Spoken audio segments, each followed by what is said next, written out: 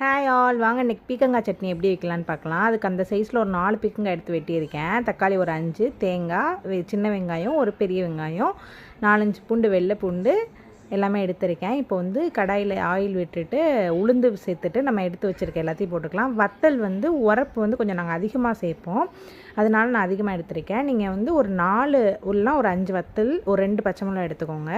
எல்லாத்தையும் நல்லா வதக்கினதுக்கப்புறம் காயும் வந்து சேர்த்துட்டு உப்பு எல்லாம் போட்டு வதக்கிக்கணும். கடைசியாக வந்து தேங்காய் போட்டு வதக்கிக்கலாம். காய் வந்து எப்படி வெந்துருச்சுன்னு கண்டுபிடிக்கணும். அது வந்து உள்ளே இருக்க சதை வந்து அப்படியே இதாக இருக்கும், இந்த மாதிரி வந்து வெந்துடும். அதே இதில் ஒரு சைடு வந்துட்டு இட்லி ஊற்றி வச்சுட்டேன் நைட் சாப்பாடுக்கு. இட்லி வந்து நம்ம அரைச்சோம் இல்லையா மாவு, அந்த இட்லி நான் உங்களுக்கு லாஸ்ட்டு பிச்சு காமிக்கிறேன் பாருங்கள் எவ்வளோ சாஃப்டாக இருக்குன்னு. இந்த கன்சிஸ்டன்சிக்கு வந்ததும் தாளிப்பு விட்டு நம்ம வந்து இறக்கிக்கலாம். நெக்ஸ்ட் வந்து இட்லி பாருங்கள் எவ்வளோ சாஃப்டாக இருக்குன்னு. சாப்பிட்றப்பையும் ரொம்ப சாஃப்டாக இருந்தது. சட்னி வச்சு கொடுத்தாச்சு. நம்ம நாளைக்கு 100 days ஃபுட் சேலஞ்ச் எடுக்கலாம்.